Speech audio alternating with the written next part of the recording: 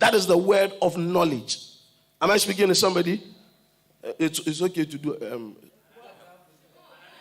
More examples. Godfred.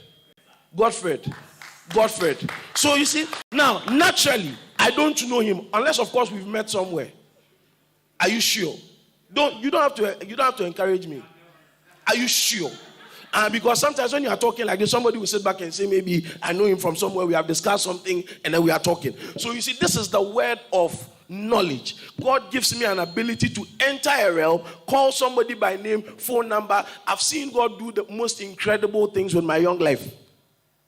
Call people, detailed things. I'm talking about people who have lost their relatives. I tell them to the detail of where they will find the relative, the phone number of the relative, their last seen on WhatsApp, the DP, whatever we've seen. You understand? Word of knowledge.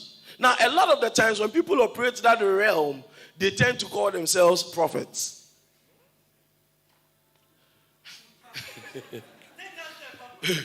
Why did you shout that? Do you know Joseph? Who is Joseph? Your brother. Are you sure? Go and ask your brother, what is Amando? His nickname. Are you sure? All right.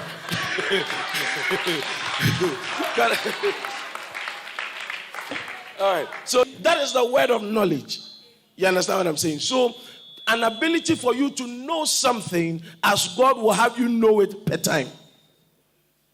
Am I speaking to somebody now?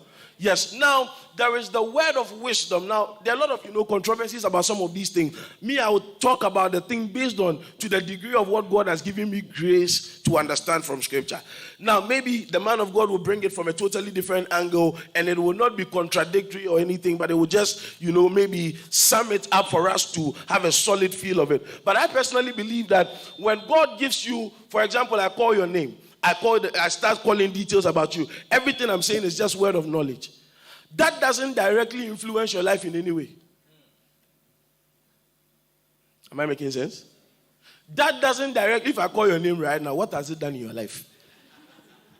You see, but right now, if we give the microphone and then maybe Reverend Dr. Kwampa is supposed to pick people out and he begins to talk, then maybe he doesn't call your name. Or he just starts talking and he says that, I see that God is going to do this with you. I see that God is going to do that with you. Whatever he is saying is correct. But just because he didn't give you your name and your number and all that, you think he's not prophesying. I don't know if you are following me. Now, the word of wisdom to me